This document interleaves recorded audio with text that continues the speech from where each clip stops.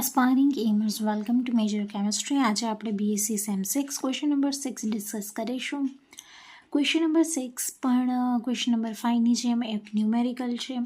અહીંયા આપણને સાઈ બરાબર n multiplied by e to the power im5 તરંગ વિધેય સમાનીકૃત અચળાંકનું મૂલ્ય શોધવાનું છે. જ્યાં 0 છે એ less than or equal to 5 અને 5 છે એ less than or equal to 2π છે. બરાબર.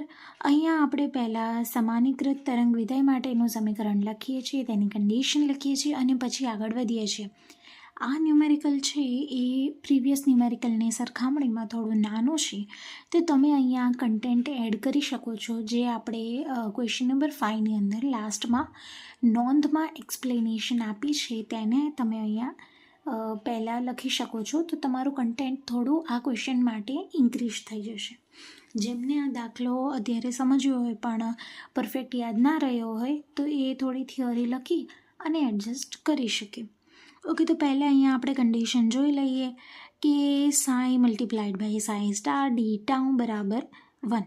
Okay, psi star d tau છે એ ઇન્ટિગ્રેશનમાં રહે છે અને આ જે છે એ આપણું સમાનીકૃત તરંગ વિધેય માટેનું ઇક્વેશન છે, જ્યાં સાઈ બરાબર n મલ્ટીપ્લાઇડ બાય im5 એવું લેવાનું છે, જે આપણી કન્ડિશન અહીંયા ક્વેશ્ચનમાં આપી છે. તો સાઈ સ્ટાર માટે આપણે n multiplied by e to the power -i લઈ લઈશું. બરાબર.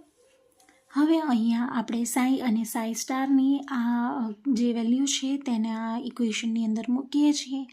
લિમિટ અહીંયા આપણે 0થી લઈને 2πની લેવાની રહેશે અને ઇન્ટિગ્રેશન છે એ d5ના સંદર્ભમાં કરવાનું છે.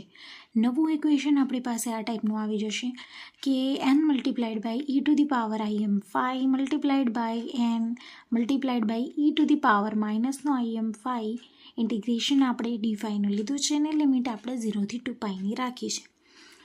ઓકે, તો હવે બંનેની અંદર જે આપણી પાસે n છે એ nને અહીંયા આપણે કોમન કાઢી લીધો છે અને જે લિમિટ છે એ આપણે 0થી લઈને 2π સુધીની લઈએ છીએ. હવે બંને e છે મલ્ટિપ્લિકેશનમાં છે, તો બંનેની જે પાવર છે આ પ્લસની છે અને આ માઇનસની છે, તો પ્લસમાંથી માઇનસ જતી રહેશે એટલે 0 થઈ જાય છે, અથવા તમે એને કેન્સલ કરી એવું પણ કહી શકો છો. આગળ હવે અહીંયા eની પાવર 0 આવી જશે. બાકીનું ઇક્વેશન તેવી જ રીતે લખવાનું છે. eની પાવર 0 હોય તો ત્યાં આપણે એના બરાબર 1 લઈ લઈએ છીએ. તો અહીંયા આપણે 1 મલ્ટીપ્લાઇડ બાય d5 થઈ જશે એટલે n² in limit 0 two 2π d5 બરાબર 1 થઈ જશે. તો n² છે, હવે લિમિટ બંને લીધી 0 અને 2πની વેલ્યુ આવી ગઈ. અહીંયા n² multiplied by 2π is equal to 1 થશે એટલે n² બરાબર 1/2π થાય છે. અને હવે આપણે nની વેલ્યુ કાઢવાની છે એટલે 1/2πને આપણે રૂટમાં મૂકી દઈશું. મળી ગઈ આપણાને nની વેલ્યુ. ઓકે, તો આ બહુ જ ઇઝી અને નાનકડો એવો ન્યુમેરિકલ હતો. હોપ સો કે તમને સમજ પડી ગઈ હશે.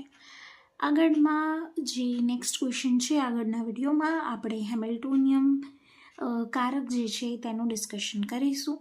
સો stay tuned and keep learning. Thank you.